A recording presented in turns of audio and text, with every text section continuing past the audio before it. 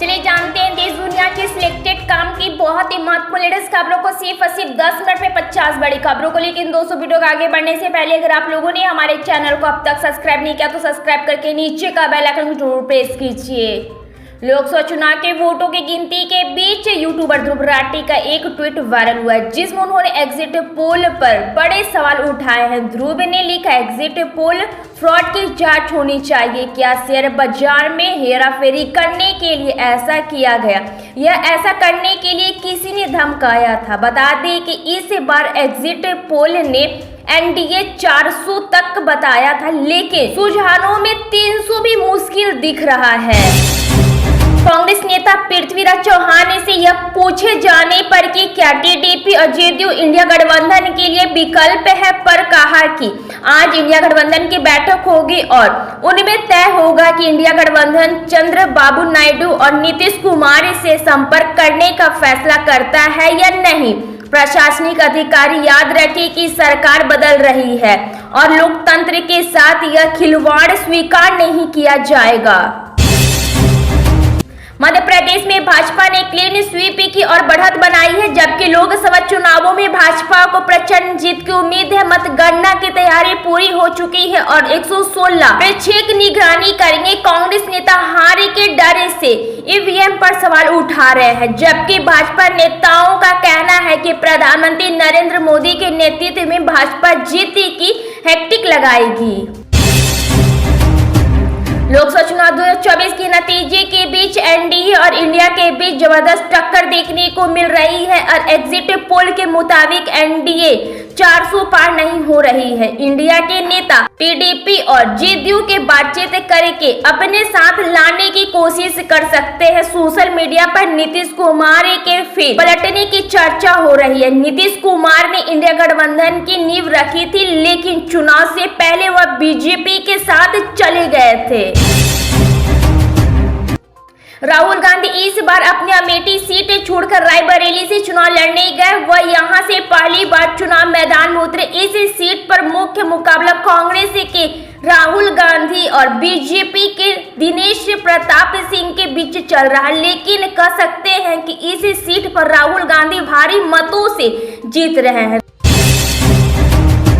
शिवराज सिंह चौहान 7 लाख से ज्यादा वोटों से हासिल की बड़ी जीत।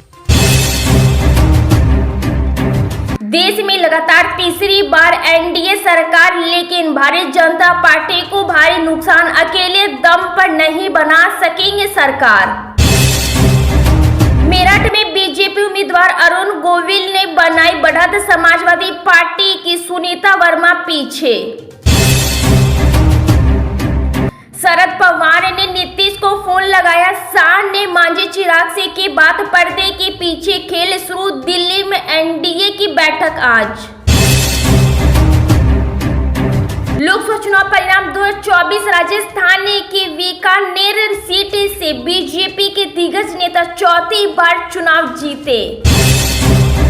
लोकसभा चुनाव परिणाम 2024 हिमाचल के हमीरपुर से बीजेपी के उम्मीदवार अनुराग ठाकुर चुनाव जीते। आंध्र प्रदेश में टीडीपी की वापसी 9 जून को चंद्रबाबू नायडू लेंगे मुख्यमंत्री पद की शपथ। लोकसभा चुनाव के परिणाम सामने आ चुके। भारतीय जनता पार्टी नीति एनडीए एक बार फिर सरकार बनाने जा रही है। हालांकि पार्टी को तकरीबन 50 सीटों का नुकसान होता दिख रहा है। विपक्षी इंडिया गठबंधन का प्रदर्शन भी इस बार अच्छा रहा है। एनडीए गठबंधन को 290 प्लस सीटें मिलती दिख रही है, वहीं इंडिया गठबंधन के खाते में 230 प्लस सीटें जाती दिख रही है। भारतीय जनता पार्टी को उत्तर प्रदेश, हरियाणा, राजस्थान, बिहार, बंगाल में झटका लगा है। तृणमूल कांग्रेस प्रमुख ममता बनर्जी ने चुनाव के नतीजे के बाद पीएम मोदी पर हमला बोलते हुए कहा कि यह जीत इंडिया गठबंधन का है। पीएम मोदी और गृह मंत्री अमित शाह को तुरंत इस्तीफा दे देना चाहिए। उन्होंने कहा कि वह इंडिया गठबंधन की अन्य पार्टियों से आग्रह करती है कि वह इंडिया गठबंधन के साथ आइए। इंडिया गठबंधन की बैठक में शामिल होने की बात पर ममता बनर्जी ने कहा कि वह कल गठबंधन की बैठक में शामिल नहीं हो पाएगी, लेकिन अभिषेक बनर्जी बैठक में शामिल होंगे। उन्होंने कहा कि वह इंडिया गठबंधन का समर्थन करेंगी। वह चाहती है कि मोदी आउट हो और इंडिया आए। वह जानती है कि इंडिया के पास क्षमता है।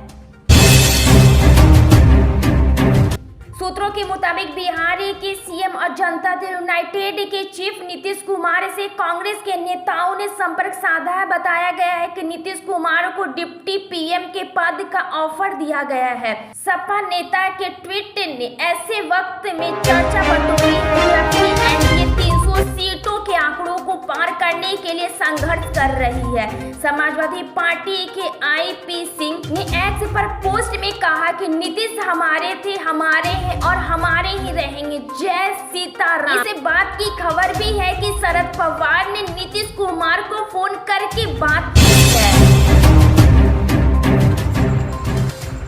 लोकसभा चुनाव 2024 के नतीजे आ गए हैं जिसमें भाजपा ने एक बार फिर जीत हासिल की। एग्जिट पोल के अनुमानों के अनुसार भाजपा को 300 से अधिक सीटें मिलने की उम्मीद है जबकि कांग्रेस को 100 से कम सीटें मिलने का अनुमान है। चुनाव परिणामों पर प्रतिक्रिया देते हुए भाजपा नेताओं ने जीत का श्रेय प्रधानमंत्री नरेंद्र मोदी के नेतृत्व को दिया जबकि कांग्रेस नेताओं ने चुनाव में हार को स्वीकार किया है।